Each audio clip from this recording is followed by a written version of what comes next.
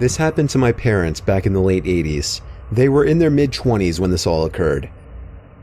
My parents decided to go camping in cool California. When they got there, it was kind of late. My mom was sitting down on a log while my dad was unpacking the truck. While sitting down, she heard walking around the campsite, so she went and quietly told my dad she heard something walking around.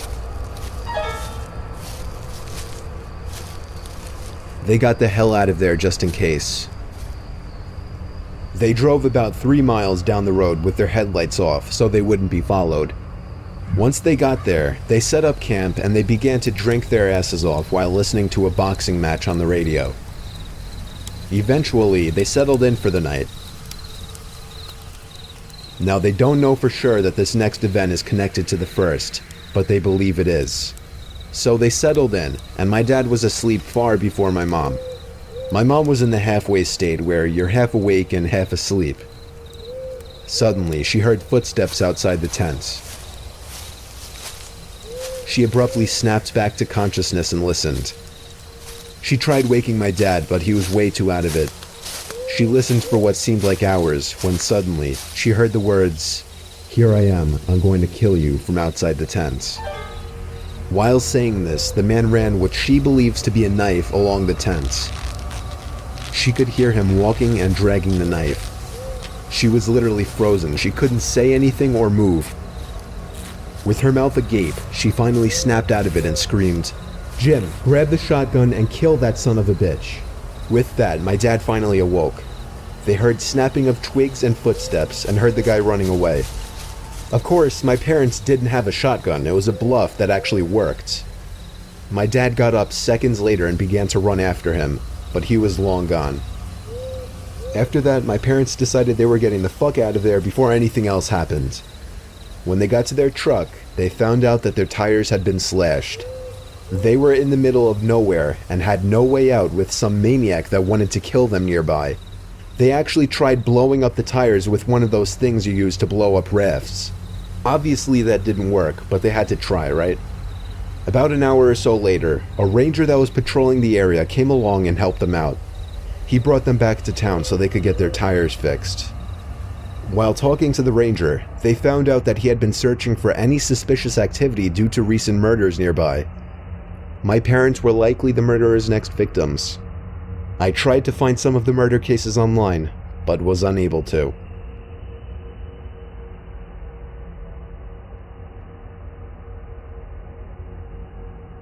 I began babysitting at 13 to earn some extra money to spend horribly on embarrassing things like Fall Out Boy's CDs. I would almost always work for my dad's clients and get referred by word of mouth. I was babysitting for this one family who had a little girl, 9, and a little boy, 7. The parents seemed okay, if a tad crotchety and awkward, giving me a full schedule to follow and jokingly threatening to beat any boy who might mysteriously show up after they left. It felt cruel for them to accuse me of knowing a boy, given I basically looked like an overgrown baby with frizzly hair at that age. Almost immediately after the parents had left, the little girl started singing the words "We're all alone" in a creepy high-pitched voice. "I know," the little boy chimed in. "Let's play rape." Looking back now, I know the kid probably just heard the term on TV, knew the word was shocking, and said it just for a reaction. I totally bought into it at the time, sputtering wide-eyed and changing the subject quickly. These kids were hell for the next hour. I wouldn't let them watch South Park on the TV because their parents did not seem like the type to allow their precious 7- and 9-year-old to watch a show like that. As soon as I said no, the little girl said casually, "Oh, that's fine. We'll just go play PlayStation in the family room. Feel free to watch it out here." But I knew exactly where that was headed. I said they could watch any other TV show in the living room while I made them dinner. The parents had left instructions to make them sandwiches. I could handle that. Before I even got out the bread, I heard a massive crash.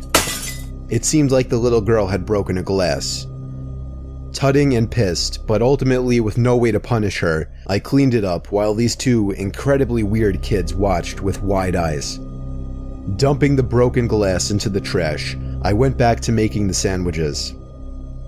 I'm a vegetarian, so while the kids had chicken, I made a simple salad one for myself.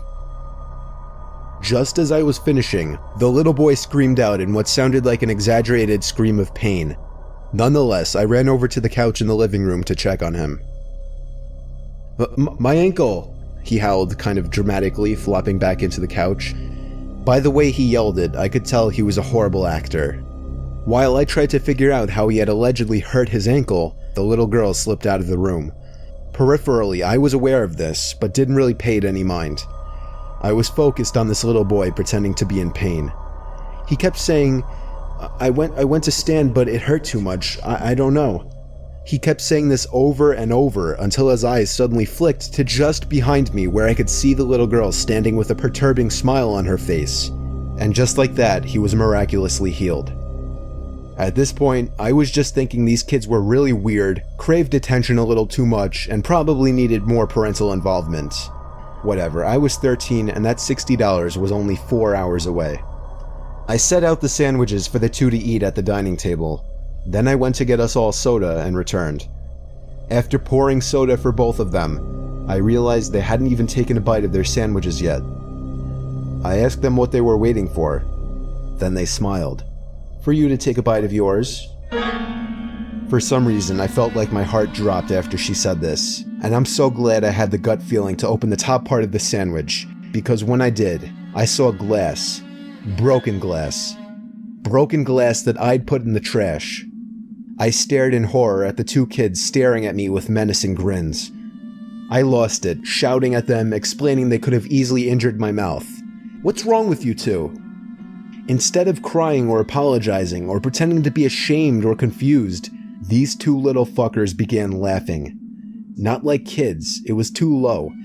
It wasn't that silly, typical kids laugh. It was low and threatening. I'll never forget that noise. My immediate reaction was, these kids are too young to be laughing like that. I called my older sister, cried about what happened, and she came and stayed there with me. We left the house with chills after the parents arrived. I never babysat for those two again. What I can't get past is the level of premeditation that went into sprinkling that broken glass into my sandwich and the totally remorseless way they responded to my getting upset. They were unlike any two kids I've ever met before.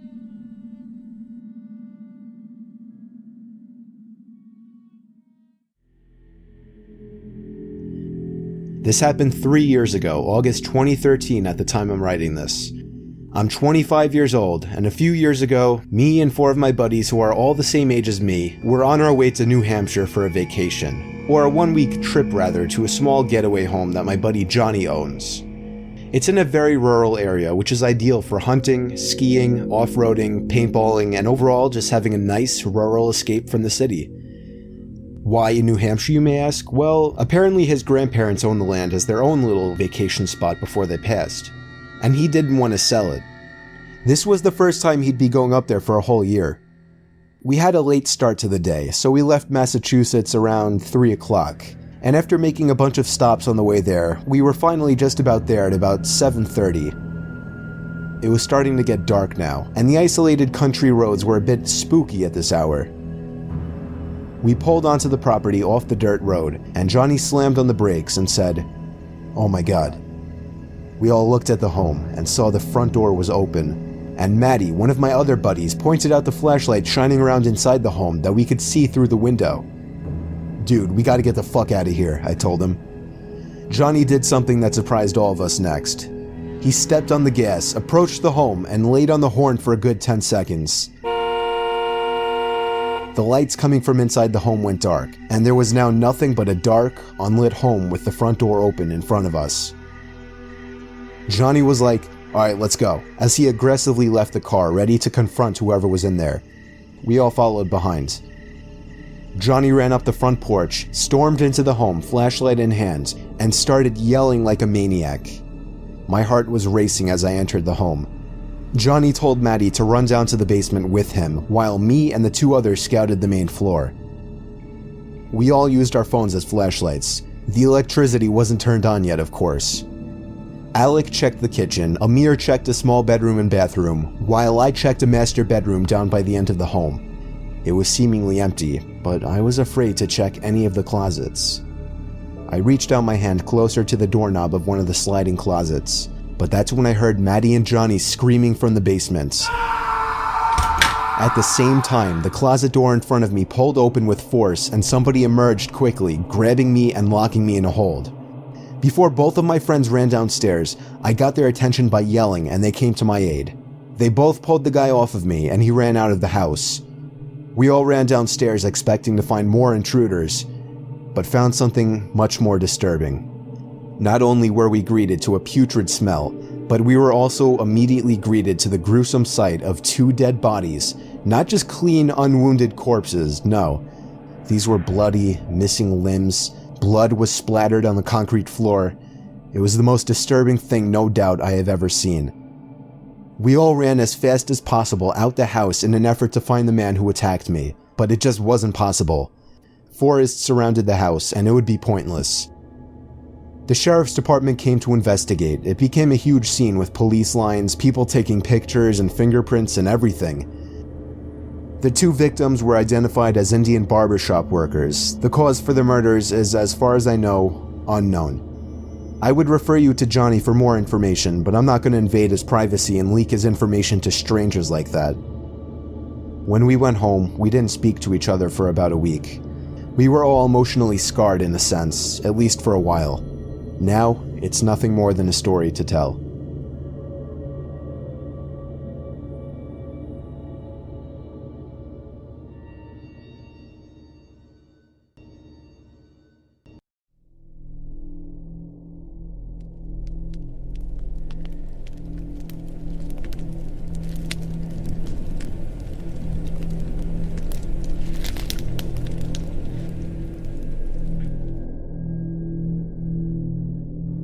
My name is Aiden. I live in rural Vermont with my parents and 2 brothers.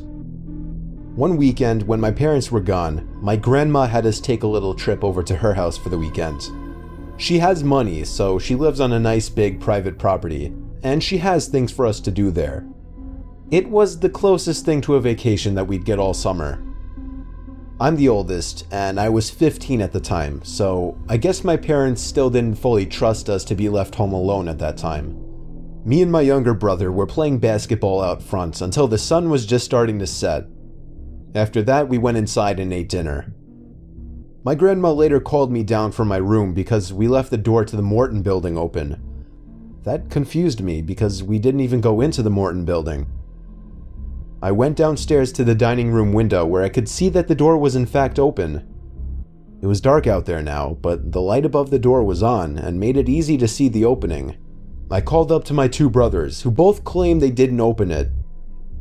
I expressed concern to my grandma, suggesting maybe somebody had broken in.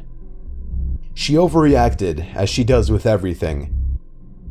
I went to the front door and looked out the glass up top, and literally screamed, "Holy shit."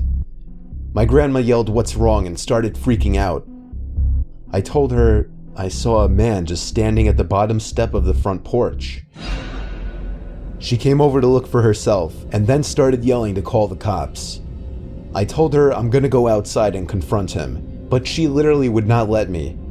She would cry and beg me not to open the door, and even tugged at my arm each time I tried to grab the doorknob. I finally agreed to call the cops instead and waited out. My grandma got on the phone, almost crying to the operator, kind of overreacting by stating that somebody is gonna break into our house. I sat in the dining room looking out the window, watching the man. My grandma wouldn't allow my 2 younger brothers to even come downstairs. The blackness of the man's figure standing out there was the only thing darker than the surrounding ambience. Finally, the man turned and walked past the window I was sitting by, seemingly circling to the back of the house. We tried to follow through the house, watching him through every window possible, until we lost him completely. We were in the den of the house, looking through the back window, but he was nowhere in sight. We had nothing to tell the police when they arrived, other than someone was standing at our front porch. They apparently had been in our Morton building, and they walked around back near the trees and disappeared. Nothing unusual was found in the Morton building, and they couldn't find the man anywhere on the property. They told us to call them back if we see them again, because realistically, there was nothing they could do. My grandma insisted we stay upstairs, and she would sleep down there for the night. Me and my brothers were playing on the GameCube that we brought along upstairs at around 10 o'clock when we heard my grandmother's heart-chilling scream coming from downstairs. We all panicked and sprinted all the way down to the den where we saw our grandma pointing into the pitch-black office. She said there was someone in there. I closed the door and told my brothers to help me lean up against it while Grandma once again called the cops. The cops arrived and to our surprise found the man laying on our grandma's office couch. He was very open about his intentions, spending the night in the warmth of the house. There were 2 windows that you couldn't exit from in that office, meaning the door we were blocking was the only exit. He admitted he simply entered the house through the den window, which was not locked. My grandma is 92 now. She's always been a skittish, worrisome little thing, but this event only made her that much more paranoid with just about everything.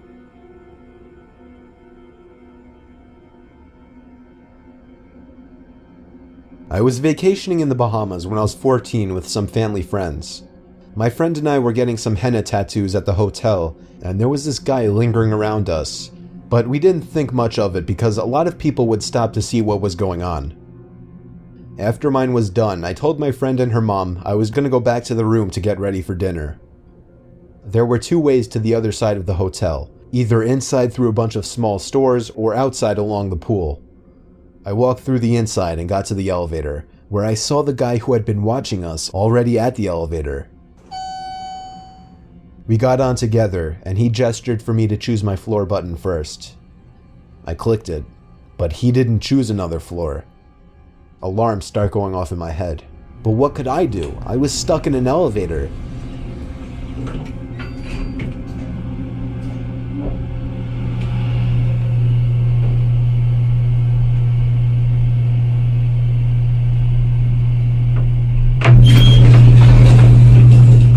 The elevator stopped on my floor and I started walking to my room. In this hotel, most of the rooms faced the ocean, so to the right in this hallway were just windows. I was in the very last room on that floor, and I could see the guy following me about 10 feet behind. About 2 doors from my room, he ran up and grabbed me. I kicked and screamed and he dropped onto the floor. I ran to the room and locked myself in. After talking with security and giving a description, they found the guy and found out that he had actually been following multiple younger women in the building.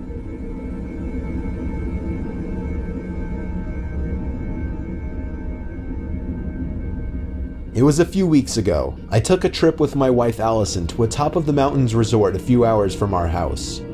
Out of respect for the family-run resort, I won't be mentioning the name. It was a couples weekend, so the itinerary would be heavily catered to adults rather than its usual family orientation. The resort had a very old-fashioned, country-ish feel to it. Everything was built from wood. Our room was huge. It was actually 2 rooms combined to 1, with the door that usually separates the 2 having been left open. The first night was actually a singles mingle night in the basement club just below the dining hall, even though it was meant to be a couples weekend. So we just played some late-night shuffleboarding, conversed with a few other young couples, and drank at the bar for a bit while listening to an amateur musician playing guitar up on the stage. When we got back to our room at around 12:30, there was a rather disgusting smell. A new smell that wasn't there earlier. It smelled kind of skunky. Allison kind of playfully smacked my chest and accused me of smoking pot. However, I assured her I haven't even done so since I was in college.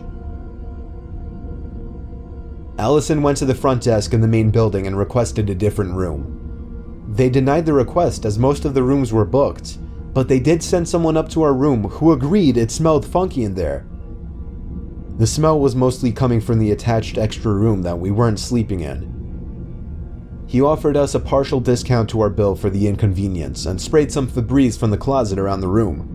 We took his suggestion to keep the door separating the 2 rooms closed, as a skunk might have gotten into the other room. We went to sleep shortly after, or at least tried to, as a few minutes after turning out the lights, me and Allison both heard a consistent thud-like sound every few seconds coming from the left of the bed in an adjacent room.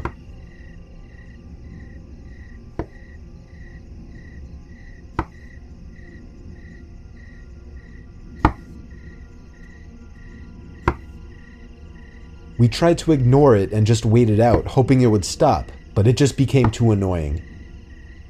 I was sure it was some kind of rodent making the noise in the next room over. I took a broom as a weapon and went into the connected room. I checked in the closet and under the bed.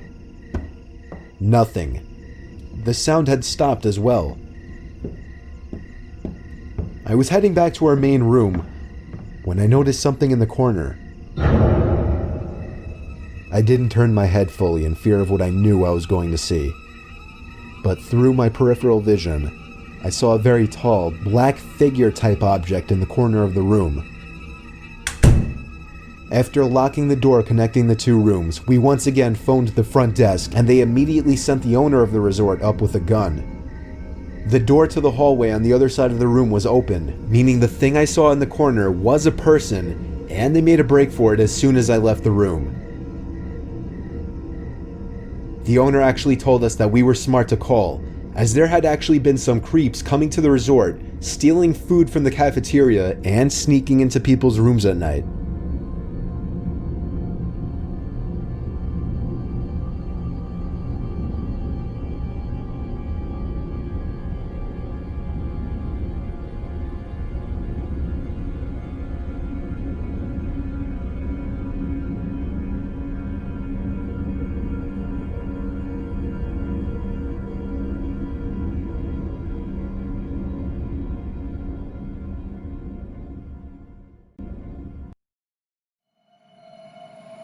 These are 6 of some of the creepiest and most disturbing science experiments throughout human history.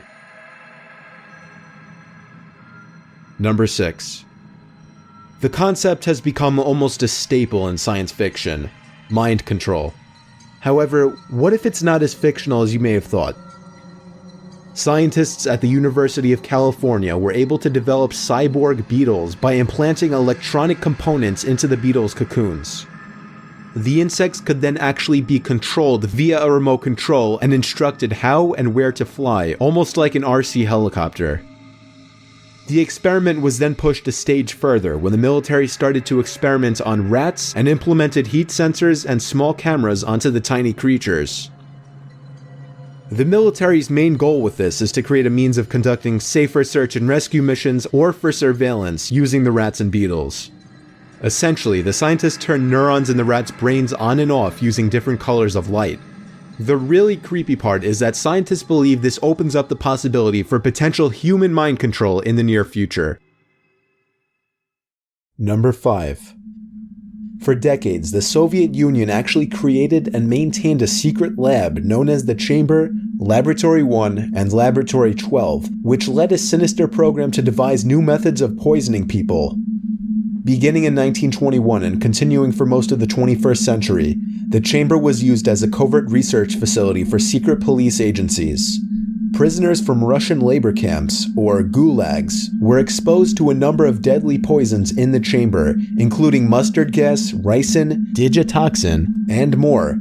The purpose of which was to find a tasteless, odorless chemical that could not be detected in a dead body. Men and women of varying ages and physical conditions were brought to the laboratories, where they were given the poisons, which would be mixed into a meal or drink, or served as a medication. Eventually, a preparation with the scientist's desired properties was developed, and it was called C2. C2 was not detectable post-mortem, and according to witness testimonies, a victim who was given C2 changed physically, becoming shorter and weaker, and after falling silent and calm, died within only 15 minutes. People of varied physical conditions and ages were brought to the labs in order to have a more complete picture for the action of each poison. In addition to human experimentation, the scientists would also execute every prisoner brought down to the lab who survived the poisonous effects. Number 4. The Stanford Prison Experiments. Conducted at Stanford University on the morning of August 17, 1971, a group of young men in the Palo Alto area received visits from local police officers and were arrested for armed robbery and burglary. Their neighbors watched on as the young men were searched, handcuffed, and forced into the back of the police cars, not realizing that it was all part of a prearranged setup. The students were taken to a Palo Alto police station where they were booked, fingerprinted, moved to a holding cell, and blindfolded. Finally, they were transported to the Stanford University Psychology Department, or as it was referred to for the experiments, the Stanford County Prison. The point of the experiment was to essentially demonstrate how authority and power dynamics affect a human being's capacity for evil. 24 male students of Stanford University were chosen and randomly assigned roles of either prisoners or guards, and the so-called Stanford County Prison was just a mock-designed prison in the basement of the Stanford Psychology building. Those who were assigned as guards began to humiliate and psychologically abuse the assigned prisoners with little to no instruction to even do so. Some of the guards would do pointlessly cruel things to the prisoners, for instance waking them up at off hours of the night and forcing them to do jumping jacks, or threatening them with batons, and much worse. The prisoners in turn became submissive and depersonalized, taking the abuse and saying very little in protest. When prisoners would request to leave the experiments, they would be told this is a real prison environment and they could not leave. A few prisoners started to experience slight mental breakdowns within a few days and were only then allowed to leave the experiments. God damn it! You're fucked up! You don't know! I mean, God! Jesus Christ, I'm burning up inside, don't you know? I just fucking can't take it. I feel so fucked up inside. I feel really fucked up inside. You don't know. I gotta go. To a doctor, anything. I can't say that. I'm fucked up. I don't know how to explain it. I'm all fucked up inside! The behavior of everyone involved became so extreme that the experiment, which was meant to last 2 weeks, was terminated after 6 days. Number 3. For you animal lovers out there, this one may be a little disturbing. In 1940, Russian scientists released a video of their experiments which involved severed dog heads being kept alive for several hours. The severed heads would wiggle their ears in response to sounds and even lick their mouths. The scientists who were behind the experiment claimed they were able to keep the animals alive by attaching an artificial blood circulation system to the head. But that was just the first time that scientists had created these so-called zombie dogs. In 2005, American scientists tried again by flushing all the blood from the dogs' bodies and replacing it with oxygen and sugar-filled saline. 3 hours later, after the team gave the dogs a blood transfusion and an electric shock, the dogs were back from the dead with fully animated severed heads, with one even allegedly regaining consciousness. There's only footage of the 1940 experiment that's available on the internet. If it makes you feel any better, the experiments kind of had good intentions, as this kind of treatment could apparently one day save people from hemorrhaging blood too quickly. Number 2. During the time of the Holocaust, the Nazis decided to perform several experiments on humans, causing the victims to suffer to unbearable degrees, and for the most part, resulted in death. These torturous experiments were done on concentration camp prisoners during World War II, most of whom were Jews. One of the most feared doctors during this time was Josef Mengele, who was also known as the Angel of Death. He lived in the Auschwitz concentration camp, and what he enjoyed most was experimenting with the genetics of twins and people with deformities. He experimented on over 1,000 pairs of twins, with only about 200 surviving the experiments. However, survivors of the experiments didn't live long regardless, as most were killed anyway.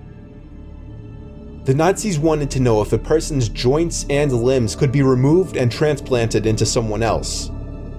These cruel experiments led to scores of concentration camp prisoners having limbs needlessly amputated. The aim was to study the regeneration of bones, muscles, and nerves. Every attempt to transplant a limb or joint was a failure. Many were killed, mutilated, and exposed to excruciating pain. Sections of muscle, bone, and nerves were also removed in fruitless attempts to regenerate those body parts. Other horrific Nazi experiments also consisted of forcing victims to drink seawater in hopes that they would find a way to make seawater drinkable, but failed every single time. Scientists forced victims to drink only seawater and deprived them of all food and fresh water. The experiment became so unbearable that some victims actually licked a freshly mopped floor just to get a small amount of fresh water. Number 1.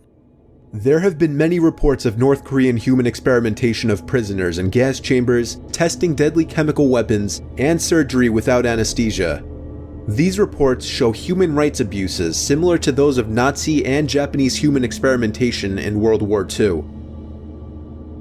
The North Korean government of course denies these allegations and claims that all prisoners in North Korea are humanely treated.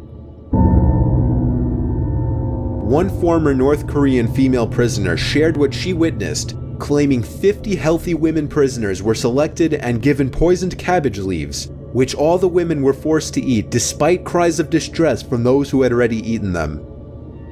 According to the woman, all 50 were dead after 20 minutes of vomiting blood. Now all 50 women ate the leaf, as refusing to do so would have meant that they and their families would be severely punished. Kwon Hyuk, who was a former prison head of security at Camp 22, described laboratories equipped respectively for poison gas, suffocation gas, and blood experiments in which 3 or 4 people, sometimes families, are the experimental subjects. After undergoing medical checks, the chambers are sealed and the poison is injected through a tube, while scientists observe from the outside. Kwon even stated, "I saw an entire family being killed. They were put in the gas chamber where they all suffocated. The last to die was the youngest son." Kwon stated the parents tried to save the children using mouth-to-mouth resuscitation for as long as they had the strength, and that it was the most horrific and evil thing he had ever seen.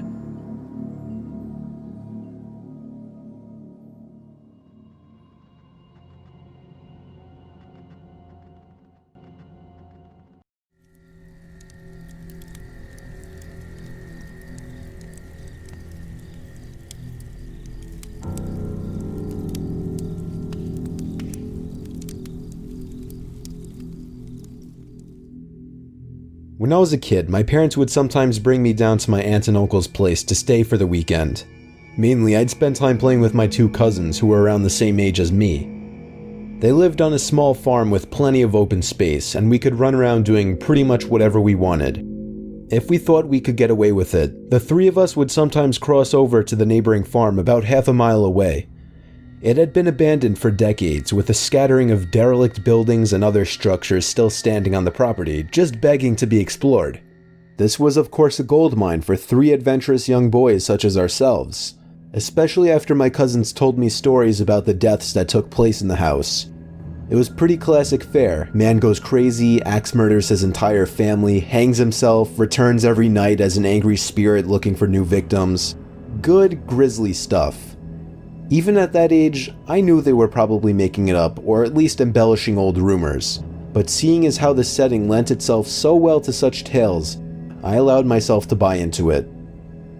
One afternoon, we decided to play hide and seek. When it was my turn to hide, I ran off for a flimsy brown barn that had living quarters on top, and climbed the stairs looking for a good spot. There was still furniture inside, and personal belongings lay scattered across the floor. I maneuvered over broken dishes, tattered clothes, and crumbling books, eventually coming to a small room with a closet. Jackpot. There were even long black dresses still hanging on the rod that I could hide behind. I stepped inside and managed to force shut the folding door. My only illumination was a slit of sunlight that shone through the crack in the door from a nearby window. I crouched down with knees tucked into chest and waited. Some time passed and there was still no sign of my seekers. I waited some more, debating if and when I should give myself up.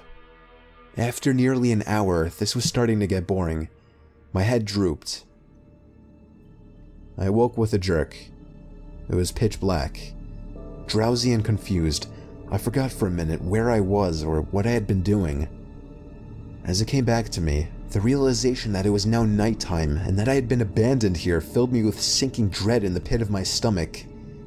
I tried to get up, but a sudden cramp in my calf kept me grounded. I squirmed about, waiting for it to pass, when I heard a door slamming shut downstairs, and instantly froze. One of my cousins? There was a brief period of silence. Then footsteps at the bottom of the stairs. But not just footsteps, a thud too. After every other step. These weren't the footfalls of a child. They were slow, heavy, deliberate. I held my breath, praying they would go away. They did not. The noises continued to ascend.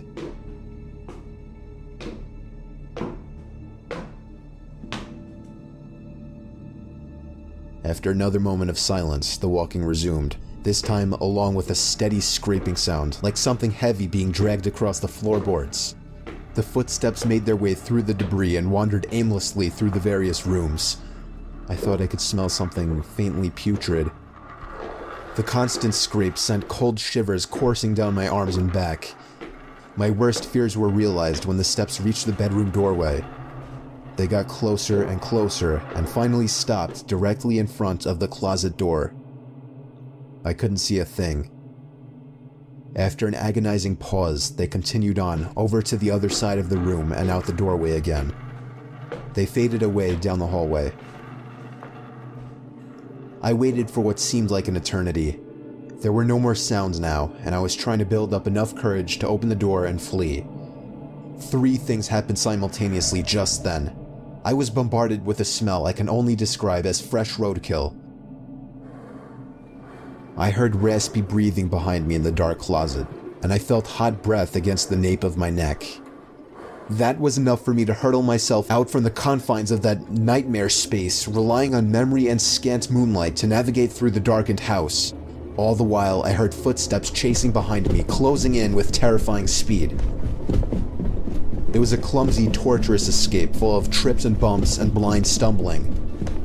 I never looked back, at least not until I had burst out the front door and into the country night.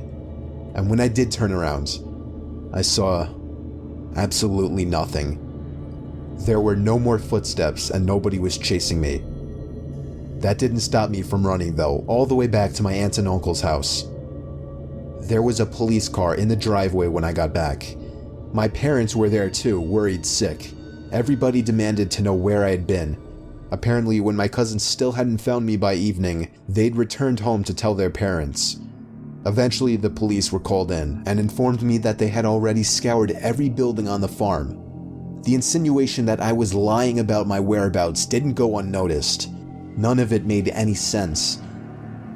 It wasn't until years later that one of my cousins filled in a final piece of the story. He and his brothers had spent hours searching for me like they said, but the part they didn't tell anyone was that they thought they spotted me in the window of the bedroom I was hiding in. And when they got closer, they saw that it wasn't me. A young boy neither of them recognized was smiling and waving down at them and gesturing for them to come upstairs. That's when they ran back home. All of this while I slept in the closet.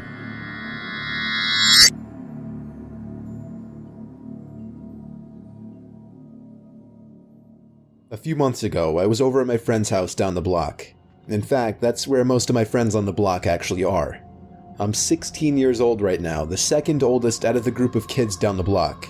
There's Alan, who's 17, Dan, who's in the same grade as me but a little younger, Johnny, who's 14, Daniela, who's also 14, Nick, who's 13, and Tom, who's only 12 years old. There's a big age gap between some of us, but we're really the only kids on the entire block. Me and Dan were the closest friends, and we kind of just met all the other kids who lived around the area while we hung out originally. It started to become our Friday night tradition to play a big game of Manhunt by Daniela and Nick's house. We don't live in a typical suburban neighborhood. Our area is a lot more spacious, and overall has a lot less people and houses. And for that reason, there wasn't a lot going on in our area, but it also made the game that much more fun. It was our turn to hide first. I had 3 other kids on my team, but more notably, I had Dan on my team. Me and Dan both went next door to Mr. Nelson's old house. He was an old man who passed away a few years ago, and since then, no one has bought the house, leaving it vacant and a perfect property to add space for our game. Me and Dan went to the back section of the property by the lake, where we found a perfect hiding spot in some of his bushes. Dan, however, wanted to try something crazy and entered the vacant house through a sliding window, so I waited alone in the bushes. The goal of the game was to get back to Nick's house, which was always considered home base. A big part of the game is waiting. I was in those bushes for like 5 minutes, until I finally saw 2 kids from the other team entering the backyard looking for us. They were making a lot of noise, making their presence known. Once they left, the 2 of them continued even further down the block, giving us the perfect chance to run. I looked around at all the windows of the house, hoping Dan would be standing near one of them for me to wave him on. And when I looked up to one of the upstairs windows, I was relieved to see his head looking down to me. I waved him on, letting him know it's time to go. But he didn't move. Now I wasn't sure if he could see me. I went over to the window that he entered through, opened it, entered the house, and yelled up into the house calling Dan's name. I'm not even exaggerating when I say I felt like my heart stopped when I heard Dan's voice only a few feet away from me saying, "Dude, shh." I asked him how he got downstairs so quickly, and he just looked confused. He then told me he was sitting down here this whole time. At that same moment, we both looked up to the ceiling as there was a creaking sound coming from upstairs. We both hopped back out the window and ran back to Nick's house, where we called the game off. We went to ask Dan's dad if somebody had moved into the home, but he was positive that nobody had lived there for 3 years. Me, Alan, Dan, and Dan's dad all went over to the house, where we entered the same way we had earlier. Dan's dad was familiar with the house, as he used to be good friends with Mr. Nelson. He led the way upstairs into the bathroom with a window I had seen someone standing at. He flicked on the lights, and besides a crumpled up, reddish-brown blanket on the floor, the room was empty. We went through the entire house and found nothing. Dan's dad really didn't know what to do from there, so he just said if any of us, including him, ever see anything or anyone in that house, we would report it to the police immediately. It's been a few months already and we haven't seen anything since, but I know that somebody, besides Dan, was in that house that night.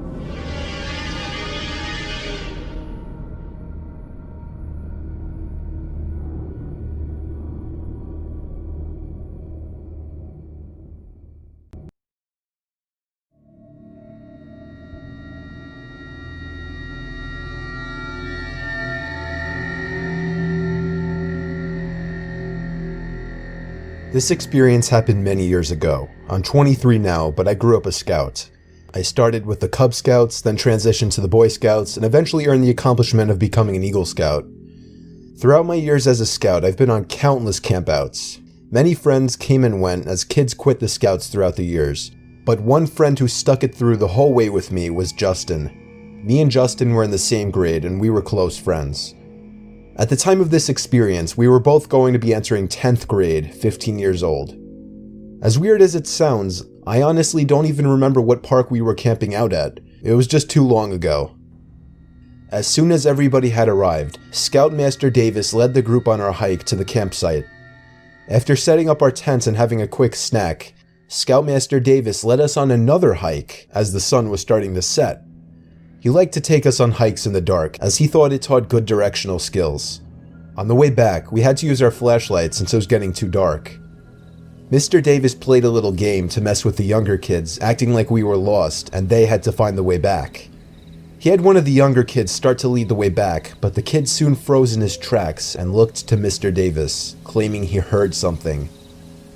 Mr. Davis acted all forest rangery, stepping forward and making a listening motion.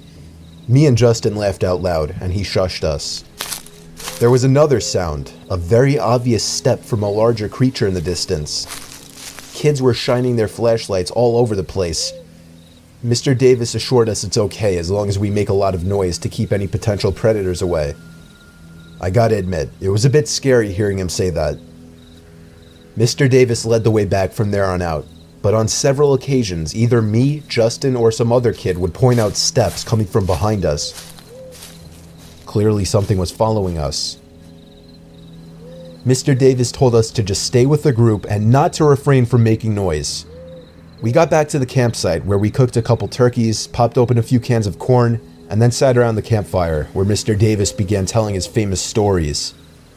However, it was interrupted by footsteps circling around the campfire. Scouts started turning around looking into the woods. Even the Scoutmasters looked at each other. Assistant Scoutmaster Roberts hopped up, said, Alright, this'll scare him off, and went for the gun in his tent. He pulled out his rifle and fired a shot into the air. We didn't hear any more footsteps after that. After a whole hour of listening to Mr. Davis's stories, scouts started heading to their tents. Me and Justin were in the same tent, and knowing how early the scoutmasters made us get up, we didn't really joke around for too long. The only sounds now were the crickets and the crackling of the fire outside. I fell asleep quickly, given how exhausted I was from all the hiking, but woke up to Justin nudging me. When my senses came to, I listened, and heard footsteps coming from outside the tent. The campfire was still lit outside, and it created a glow on the tent walls. But it also allowed us to see the shadow outline of what was outside. A person. I whispered, "So what, it's probably someone just going to take a piss." He told me to open the zipper and peek outside. I did what he said, and to my horror, there was some heavy-built man with a sack over his head and a ripped working shirt, very clearly holding a big knife. He was walking around some of the other tents. I zipped the opening back up and told Justin to be quiet. We had no phones or anything, so we couldn't call one of the scoutmasters. All we could do was wait. We couldn't tell if or when the man had left. We just sat there for what felt like hours, waiting, and eventually we fell asleep. We awoke to one of the scoutmasters blowing that stupid wake-up horn. Me and Justin were surprised that we even fell asleep given the situation, but we immediately went to go tell our scoutmasters what we saw. All three of them took our claims very seriously and wanted to make sure we weren't joking. They had no choice but to tell everyone to pack up and call their parents to get a ride home within 3 hours. Now this is the really weird part. Two of the younger kids in the group had their entire bags stolen, which mainly contained their clothing.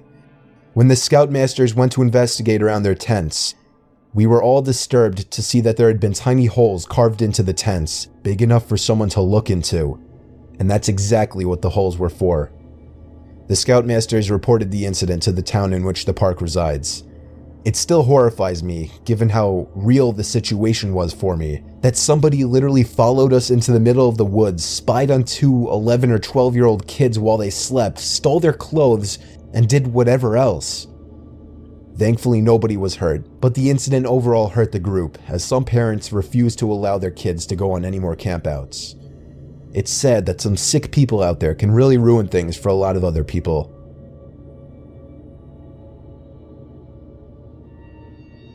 I'm a 15-year-old Boy Scout from Houston, Texas. My troop flew us out to Denver, Colorado, and we drove to a camp called Camp Alexander, about 45 minutes away from Colorado Springs. Me and 4 other people in our troop were participating in the high adventure program that the camp offers. This basically means that we were doing things like climbing mountains and white water rafting. 4 days into our trip and nothing has happened to us. We set up our tents next to the Arkansas River, as we would be rafting in it the next day. I sleep very poorly in sleeping bags and had been waking up covered in sweat every night, and that night was no different. I woke up with my face in a puddle of drool and sweating all over my body. I checked my watch and it was around 3:45 a.m. I decided that it would be best for me to step out of my tent for a while and cool down. I put on a shirt and shorts and unzipped my tent. The way my tent was positioned, the opening was facing towards the river, and I immediately noticed that there was someone standing in the middle of the river facing downstream. The water was about waist high and 30 to 40 degrees Fahrenheit, and whoever was standing in there didn't have a shirt on, so I was extremely confused. After a moment of staring, I realized that I knew this person.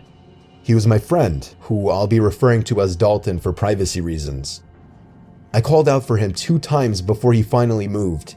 He looked right at me, and then he looked around as if he were processing the situation. He yelled at me, "What the fuck?" He ran back to the shore as fast as he could. I grabbed him a towel and shirt and asked him what the hell he was doing in the middle of the river at 4 in the morning. He answered saying that he didn't know and that he had just woken up to me yelling at him in the middle of the river. I don't know how he got there or if he sleepwalked or something like that, but it was seriously creepy. Nobody believed us in the morning and we just decided to forget about it.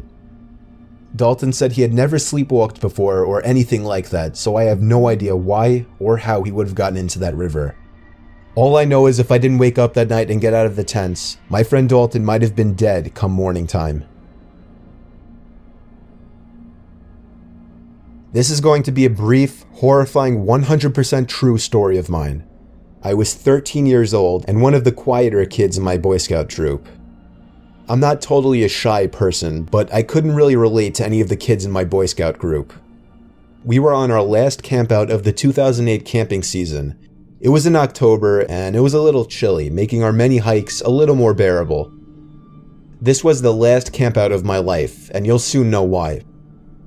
During one of our hikes, I was trailing behind the group as I usually did. I had this sudden urge to pee, so I let the group get a little further ahead and then went behind a tree. I almost had a heart attack as something made a heavy thud on the ground not too far away from me. It didn't sound like a stick or branch falling, it sounded like something putting its foot down into the leaves. I didn't know what to think, all I know is I was freaked out. I ran to catch up to the group. I had no idea what just happened, so I didn't want to tell anybody about it. I'll skip ahead to that night when I was trying to fall asleep. I had my own tent, as did some of the other kids in our tiny little troop, so I tried to go to sleep right away. A strange noise soon interrupted the silence, however. It sounded like breathing coming from a phone or something, and it seemed to be coming from inside my bag. After digging through my bag, I pulled out a big, heavy walkie-talkie. The only thing, I didn't bring or own that. Suddenly, in a deep, almost muffled voice, someone said into the walkie-talkie, "I'm watching you, kid." I pressed down the talk button and said, "Who is this?" One of the other kids were clearly pranking me. There was no response, only this sudden static. "Is this Mike?" There was silence. And then, "I'm right outside your tent." the fabric of the tent suddenly started pushing in on me as something from outside was pushing into it. I screamed like a baby, and that's when whoever was outside ran into the woods. Two of my scoutmasters came rushing into the tent. I could barely even breathe, but I somehow managed to show them the walkie-talkie and explain what just happened. They lectured the kids for a few minutes, thinking it was one of them messing with me, but when I calmed down, I stepped in and told them that the voice was way too deep for it to have been any of them. We were all forced to share tents with two others that night, and the next day we packed up and moved to a nearby campsite with another Boy Scout troop. I really don't know what they did with the walkie-talkie. I was emotionally disturbed, embarrassed, and I just wanted to go home. I convinced my parents to let me quit Boy Scouts after that incident. It was by far the scariest experience of my life.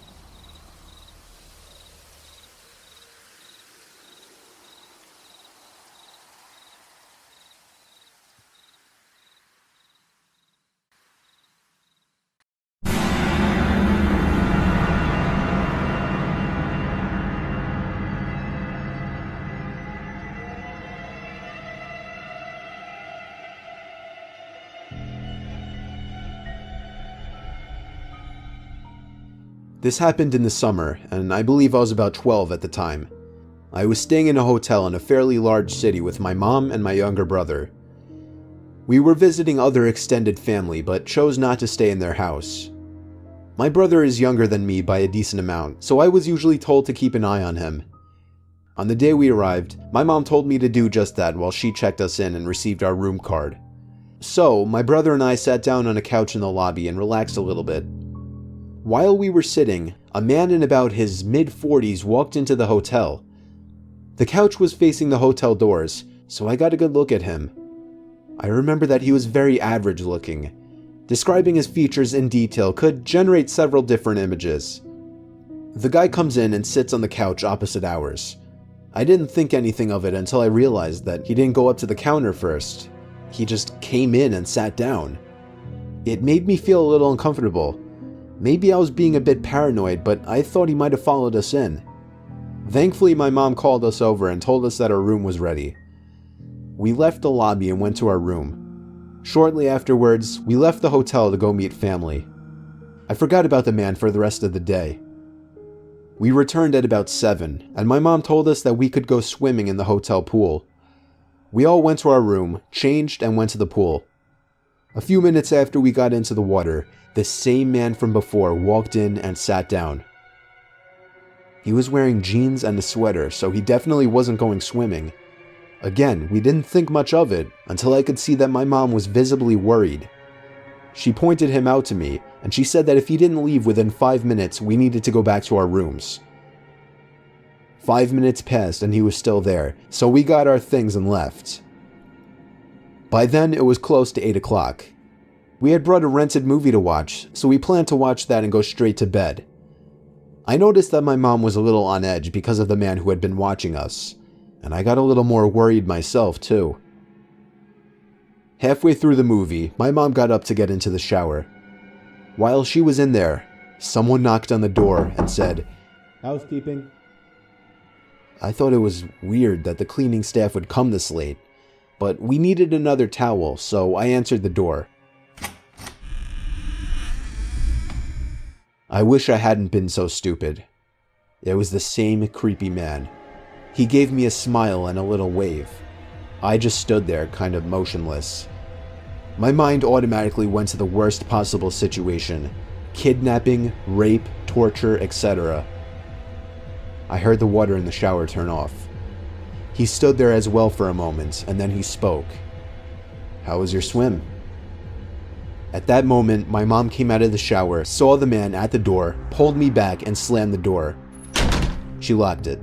Then she called the front desk from our hotel phone to report the guy. I told her to just call the police, but she didn't listen. She then requested we switch rooms. I then heard footsteps stomping down the hallway away from our room. Thankfully, the guy had left. After that, we switched hotel rooms and didn't see the guy again during our stay.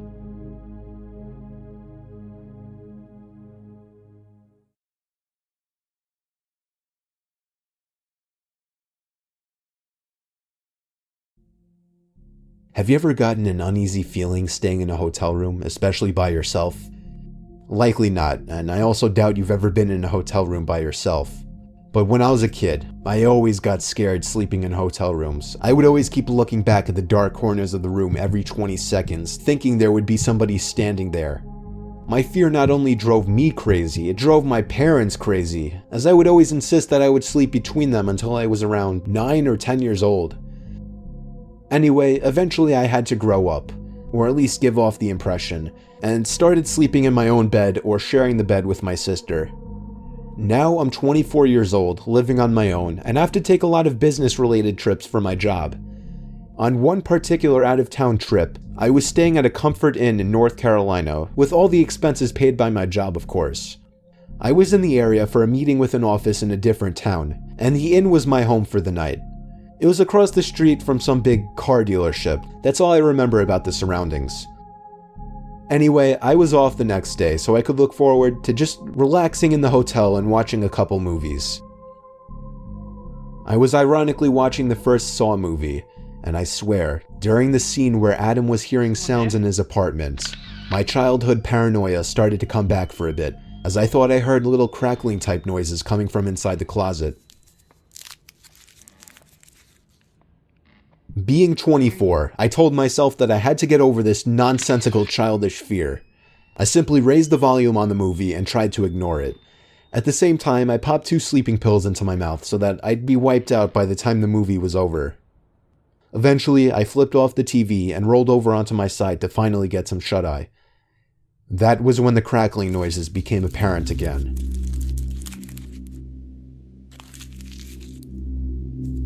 It wasn't constant or anything. It was just like once every minute or so I'd hear this crackling type noise that I just can't describe coming from the closet. It wasn't happening too frequently to really bother me, and the sleeping pills were knocking me out at that point, so I was out within like 10 minutes. The next thing I remember, I woke to the sound of cloth being rustled around. I sprang to an upright position, but it was literally too dark to even see within a few feet in front of me. After I flipped on the bedside light, there I saw somebody dressed in all black with a hood over his head, probably 6'5", 250 pounds, rummaging through my bag. I screamed at the top of my lungs, and in response, he fled the room. He had stolen my wallet and my watch, but he had also created a lasting memory that only digs deeper into a very large childhood fear of mine.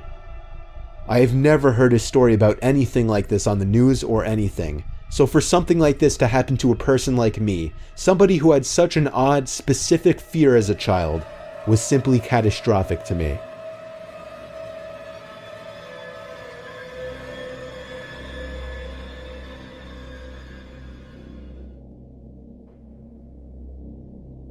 When I was 17, I started to develop some beef with my dad, who's a huge hothead. Tensions would grow worse through the years, and it got to the point that I would commonly have to leave for the night after getting into huge fights with my dad about personal things that I won't talk about. Sometimes I would stay at a friend's house or check into a hotel. It was May 9th, 2015. I was 21 years old, and after another huge scene back at home with my dad, I had to get out of there for my own good. I checked into a nearby hotel, the Quality Inn and Suites. It was literally half a mile from my house. I'd be throwing away a little less than $100 for it, but I had nowhere else to go. It was early this time around. Usually these outbursts happen around nighttime. It was like 4 o'clock, so I decided to just hang out by the outdoor pool and clear my head. It was funny, I was the only one around in this hotel. The pool was empty, the hallways were empty, even the lobby was empty, except for, of course, the desk worker. Then again, it was only May, and it wasn't like we lived in some huge vacation destination of a town. My room was in the middle of the hall on the second floor. I had no idea why they'd given me that room, since it seemed like I was one of the only few people staying in the hotel. I hung out in my room after the pool for a bit. That's when there was a very light tapping on the door. I waited for someone to yell housekeeping, but they never did. Therefore, I ignored it. And to my surprise, even though I had the do not disturb sign on the door handle, I heard the beep of the lock on the door, and then I heard the door slowly opening. I called out, no thank you, not right now. I couldn't see the employee at the door because there was a wall that blocked the view of the door from the bed. There was a pause, and I repeated myself, growing a bit curious. Suddenly, the door slammed shut. It actually startled me. I got up to actually go follow them and tell them that that was rude. When I stepped into the hall, I looked to my right. Nobody. I looked to my left, and at the end of the hall, I saw the right leg of a woman turning the left corner further down the hall before disappearing. How did she get there so fast, I wondered. I ran down to the end of the hall, and that's when I heard another door closing. When I turned the corner, nobody. Just maybe 20 closed, unoccupied hotel doors. I was so confused and honestly a bit freaked out. I went down to the front desk to complain about the rude employee. The woman at the counter said that must be Rosa.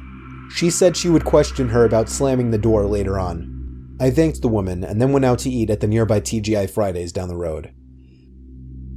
When I got back to the room, I was on the phone talking to my mom, who said that I shouldn't come back because my dad was still super pissed. I entered my room and told her how depressed I was with all this fighting bullshit, and she understood. When I hung up, it was only 8 o'clock. I wanted the night to be over. I brushed my teeth, watched a little TV, and went to sleep at around 9 o'clock. I awoke to a noise. At first, I didn't know what it was. I rubbed my eyes, sat up, and listened.